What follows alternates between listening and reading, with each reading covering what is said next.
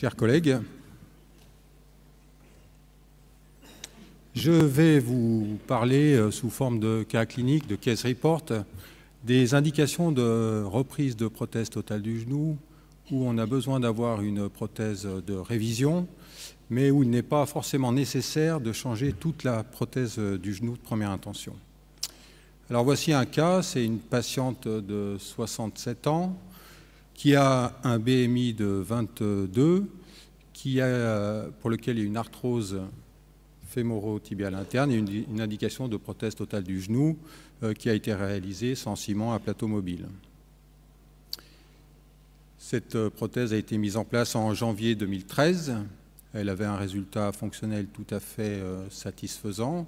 Et puis, elle a fait une glissade en marchant en mai 2014, c'est-à-dire un peu plus d'un an après. Et il y a une fracture du condyle latéral qui passe par l'implant. Donc, c'est une classification selon Trojani et Néret type 2 ou classe A de la Sofcote. Donc, l'implant forcément est décellé et donc se pose l'indication de la reprise chirurgicale.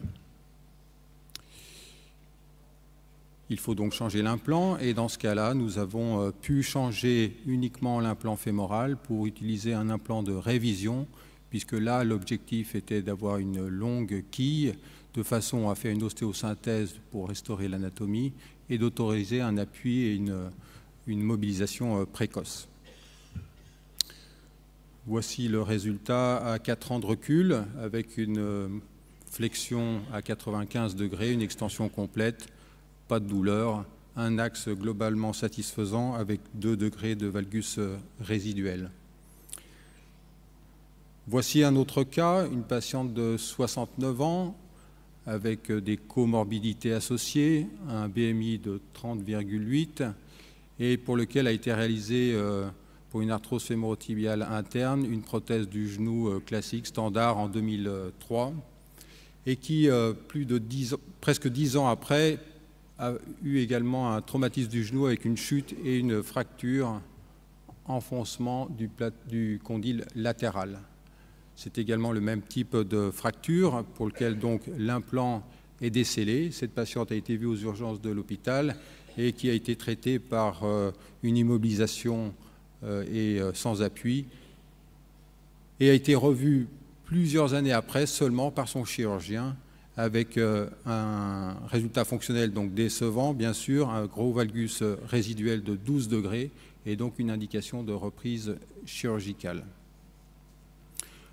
Dans ce cas-là, également, il y a eu une indication de reprise par une prothèse de révision, mais sans avoir à changer la pièce tibiale qui était bien positionnée, et donc la pièce fémorale de révision pour avoir une quille un peu longue, favoriser l'ancrage et permettre une mobilisation et une remise à l'appui précoce.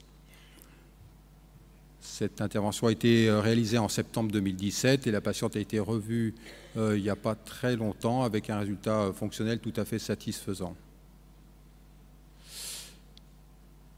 Il y avait 3 degrés de valgus résiduel.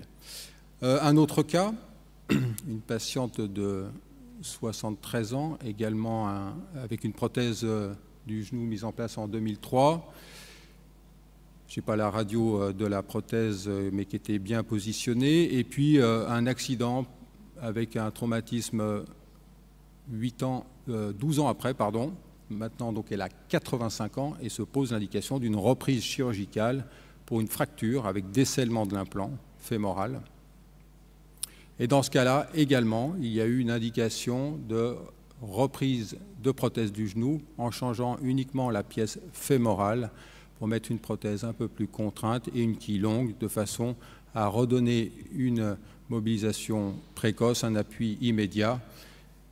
Donc vous voyez le résultat radiologique avec un axe global à 5 degrés de valgus résiduel et globalement un résultat fonctionnel satisfaisant.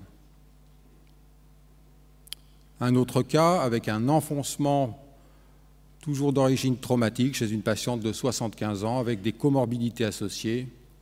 La prothèse avait été mise 7 ans auparavant. indication de reprise partielle par une prothèse, par un implant fémoral semi-contraint, une quille longue, de façon à autoriser un appui immédiat et une rééducation précoce.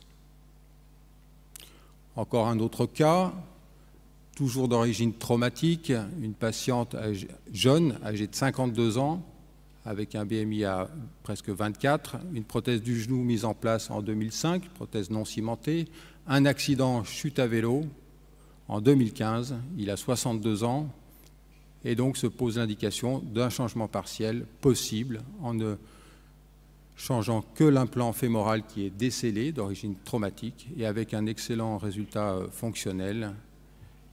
Dans ce cas-là, il a été choisi de mettre une plaque d'ostéosynthèse pour optimiser la réduction anatomique du condyle latéral et un relèvement de la TTA a été nécessaire.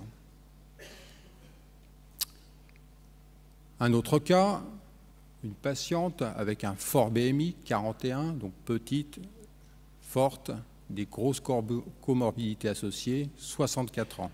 Une arthrose bilatérale, le genou droit est opéré en premier, une prothèse de genou standard, de première intention, non cimentée, un bon résultat radiologique, un résultat fonctionnel tout à fait satisfaisant.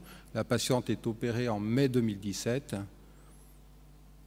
Puis se produit une chute avec une glissade et une laxité médiale.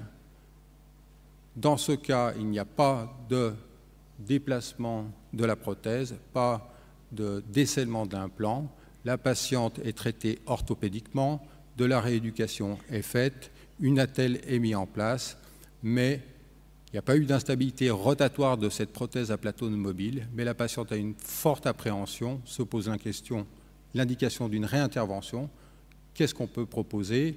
Une reconstruction du plan ligamentaire médial, un changement de prothèse du genou partiel ou simplement un traitement orthopédique.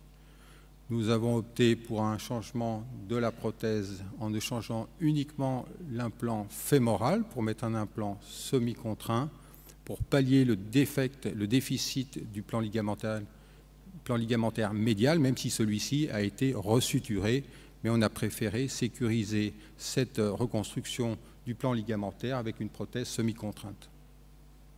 Dans les suites, il y a eu une infection à Enterobacter fécalis, suivie d'une arthroscopie lavage, et la patiente est toujours en soins et en traitement.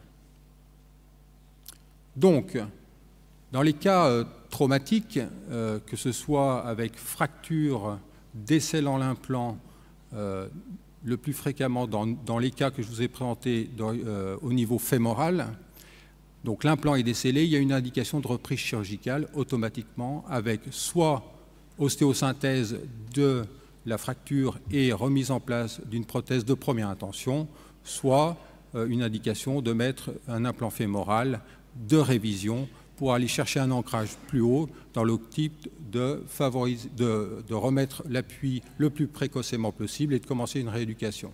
Donc nous allons effectivement pour chaque cas prendre en compte les différents paramètres que sont l'âge, la qualité osseuse, les facteurs de comorbidité associés et puis l'intérêt ou non pour la patiente d'avoir un appui, une reprise d'appui immédiat.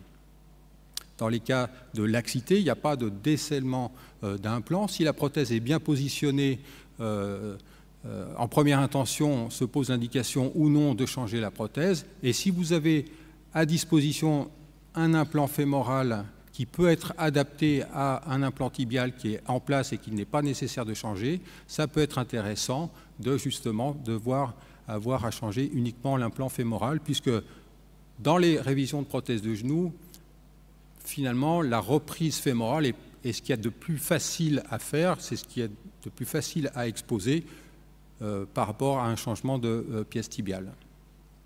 Donc en conclusion, dans ces deux cas qui sont d'origine traumatique avec fracture ou laxité, il est intéressant d'avoir un implant de révision fémorale qui peut s'adapter sur un implant tibial de première intention.